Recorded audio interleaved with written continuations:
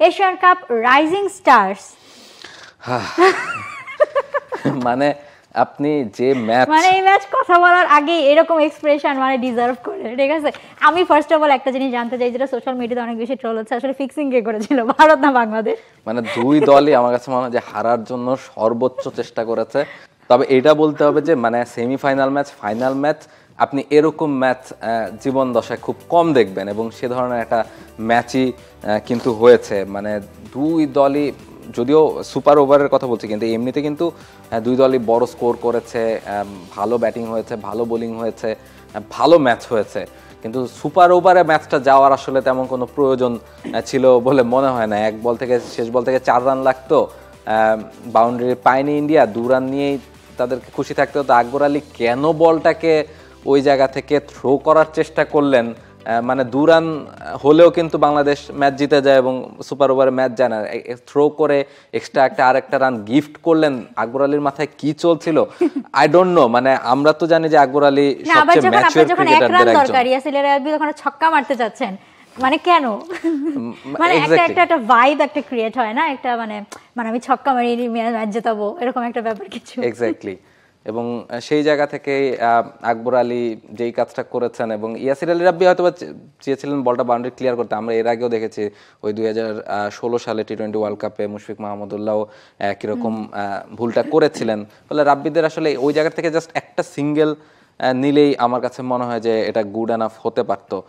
কিন্তু সেই জায়গা থেকে ভুলটা আসলে কালকে হচ্ছে যে ইন্ডিয়ার আপনার বিভিন্ন অ্যানালিস্ট, ক্রিকেট অ্যানালিস্টের কথা শুনছিলাম, এবং তারা যেটা বলছিলেন যে ইন্ডিয়া মানে নিজেদের কথা বলছিলেন যে আমরা আসলে জিতিয়ে দিয়েছি বাংলাদেশকে, আমাদের জন্য বাংলাদেশ জিতেছে।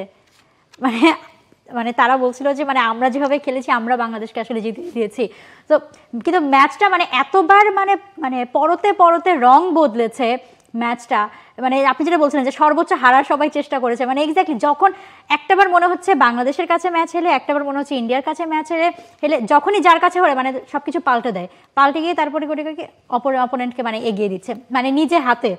সিচুয়েশনটা এমন ছিল। কিন্তু এখন কথা হচ্ছে যে ভারতকে তো হারালো বাংলাদেশ এবং ফাইনালেও উঠে গেল, এবার সামনে আসলে পাকিস্তান। এবার আমরা যদি আসলে ওভারঅল শুরুটা আসলে দেখে থাকি যে হ্যাঁ মানে কে কে ছিল, ওভারঅল একটা যদি ধারণা নেই এই টুর্নামেন্টটা থেকে, যে এশিয়া কাপ রাইজিং স্টার্স, এখানে কিন্তু নর্মালি যে এশিয়া কাপ আমরা দেখেছি সেরকমই 8 দল ছিল, গ্রুপ এ গ্রুপ বি, দুটো গ্রুপে ভাগ হয়ে দলগুলো খেলেছে, এবং কোনো আনএক্সপেক্টেড দলের নাম আমরা আসলে ওপরের দিকে দেখিনি, যাদের নাম থাকার কথা তারাই ছিলেন। শুধু আনএক্সপেক্টেড বলতে গেলে যে বলা যায় যে ভারতকে আসলে টপ দেখা যায়নি, 2 নম্বরে দেখা গেছে। রাহুল, এক্স্যাক্টলি। গ্রুপ এতে বাংলাদেশ, শ্রীলঙ্কা, আফগানিস্তান এবং হংকং ছিল, এবং সেই জায়গাটা থেকে বাংলাদেশ 4 পয়েন্ট নিয়ে সেমিফাইনালে উঠেছিল। বাংলাদেশ এবং শ্রীলঙ্কা এবং আফগানিস্তানকে বাংলাদেশ হারিয়েছে। এবং গ্রুপ বিতে পাকিস্তান, শাহিনস, ভারত এ, ওমান, ইউএই ছিল। এবং ইন্টারেস্টিংলি কিন্তু ইন্ডিয়া একে পাকিস্তান শাহিনস হারিয়েছিল। পাকিস্তান 3টা ম্যাচ হেরেই, পাকিস্তান 3টা ম্যাচ জিতেই আসলে কিন্তু গ্রুপ বি থেকে সেমিফাইনালে উঠেছিল। এবং ভারতে হচ্ছে গিয়ে আপনার সেমিফাইনালে উঠে, এবং পাকিস্তান বাংলাদেশ ফাইনালের জন্য অপেক্ষা এখন, কারণ ইন্ডিয়া বাদ পড়েছে, শ্রীলঙ্কাও বাদ পড়েছে। পাকিস্তান টিমটা কতখানি স্ট্রং সেটা বোঝা যায়, কারণ তারা কিন্তু টুর্নামেন্টে একটা ম্যাচও হারেনি, এবং সবচেয়ে বড় কথা ভারতকে যখন হারিয়েছে পাকিস্তান, তারপর যে মোমেন্টামটা পেয়েছে না, মানে একদম সেই লেভেলে আছে। সো পাকিস্তান শাহিনস এবং বাংলাদেশ দোহাতে কাল বাংলাদেশ সময় রাত 8:30টায়, মানে কি এক্সপেক্ট করে। এবং দেখেন রাহুল, সেকেন্ড সেমিফাইনালটাও কিন্তু পাকিস্তান এবং শ্রীলঙ্কার মধ্যে জমজমাট হয়েছিল, যেখানে পাকিস্তান 7 রানে 5 রানে জিতেছে। লাস্ট ওভারে শ্রীলঙ্কার দরকার ছিল 15 রানের মতো, বাট 5 রানে শ্রীলঙ্কা হেরেছে। সো পাকিস্তান তো আসলে রিদমে রয়েছে, বাংলাদেশের জন্য পরীক্ষাটা কিন্তু টাফ হতে যাচ্ছে। অ্যাবসলিউটলি, অবশ্যই টাফ হতে যাচ্ছে, কারণ পাকিস্তান আসলে প্রতিটা দলের সাথে কঠিন পরীক্ষা তারা নিয়েছে। এবং তবে বাংলাদেশ ইন্ডিয়াকে হারানোতে একটা বাড়তি আত্মবিশ্বাস তাদের কাছেও থাকবে, এবং থ্রু আউট দ্য টুর্নামেন্ট তারা ভালো ক্রিকেট খেলেছে।